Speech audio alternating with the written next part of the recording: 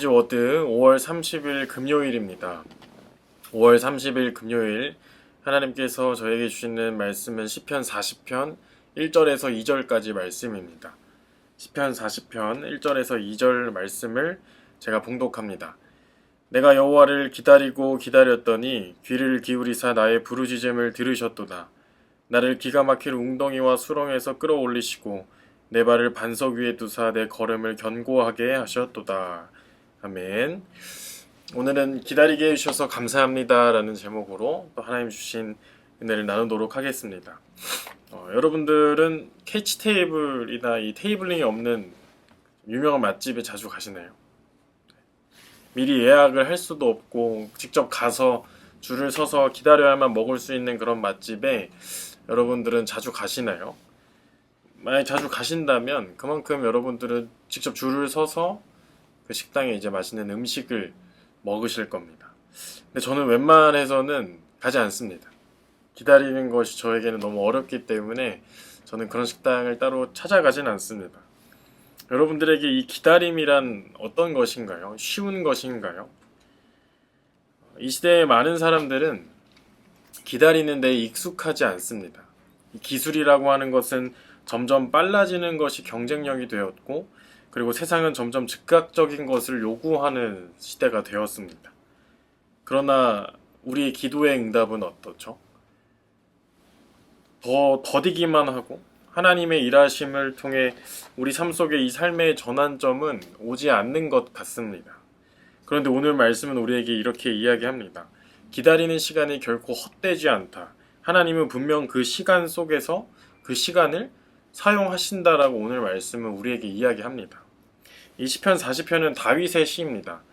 다윗은 우리가 잘 아는 것처럼 하나님께 기름 부음을 받았지만 바로 왕이 되지 않았던 사람입니다. 사울 왕의 질투와 그 위협 속에서 수년을 광야에서 또 도망자로 살았습니다. 굴 속에 숨어 지내기도 하고 이방 땅에서 이 망명 생활을 하기도 하고 심지어는 그 목숨을 지키기 위해서 적의 편에 섰던 적도 있는 사람입니다.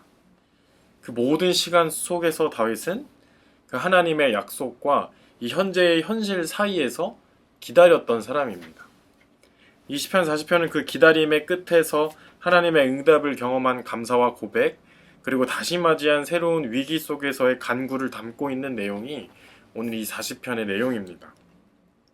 다윗은 그 기다림 속에서 하나님이 어떤 분이신지를 분명히 배웠고, 그리고 하나님 앞에 지금도 다시 기대어서 기도하고 있는 것입니다.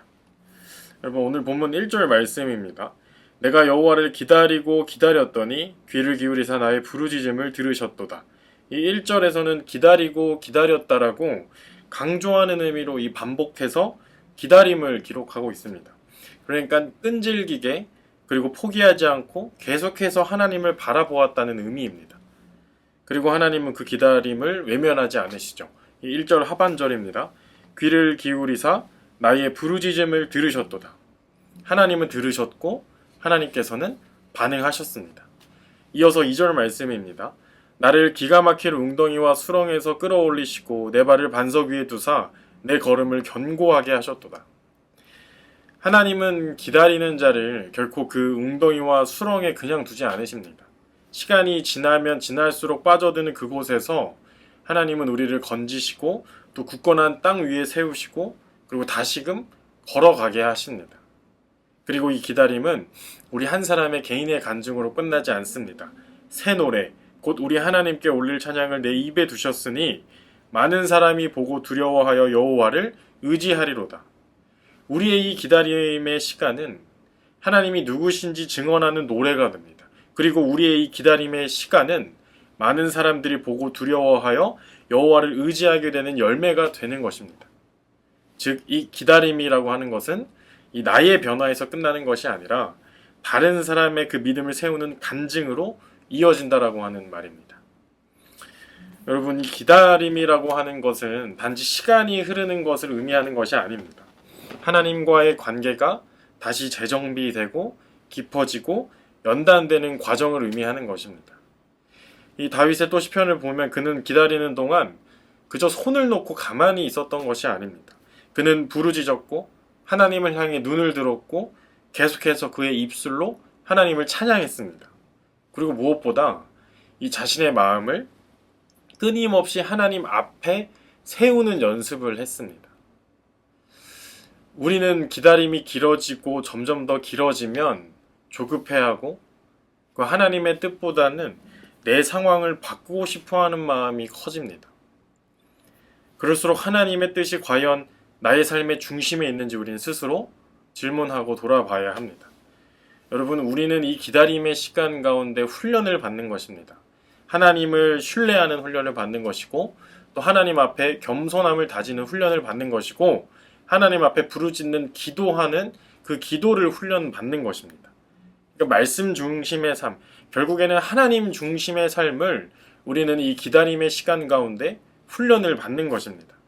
그런데 이 훈련의 과정은 너무나 쉽지 않습니다. 말처럼 쉽지가 않습니다. 그러나 분명 이 쉽지 않은 과정을 통과한 사람은 결국에는 이 다윗처럼 새 노래로 하나님을 찬양하게 될 것입니다. 주님의 이름으로 사랑하는 예능 청년 여러분, 우리 모두에게는 기다리는 시간이 있습니다. 그런데 우리는 이 기다림의 시간이 끝날 것 같지 않고 계속해서 길어질수록 지쳐만 갑니다. 과연 내가 지금 들으는 이 교들을 하나님께서 듣고 계신가? 나만 뒤처지고 있는 시간을 보내는 것은 아닌가? 의심하고 불안해합니다. 그러나 오늘 말씀은 불안해하고 의심하는 우리에게 분명한 확신을 가져다 줍니다. 하나님은 우리의 기다림에 귀를 기울이신다. 여러분, 이 기다림은 결코 정체의 시간이 아님을 기억하시기를 바랍니다. 그 시간은 하나님께서 우리를 깊이 만지시는 시간이고, 나를 다듬으시는 시간이고, 하나님의 그 계획에 맞는 나의 삶을 준비하시는 시간입니다. 그러니 기다림은 끝이 아니라 하나님이 시작하시는 방법임을 깨달을 수 있기를 바랍니다.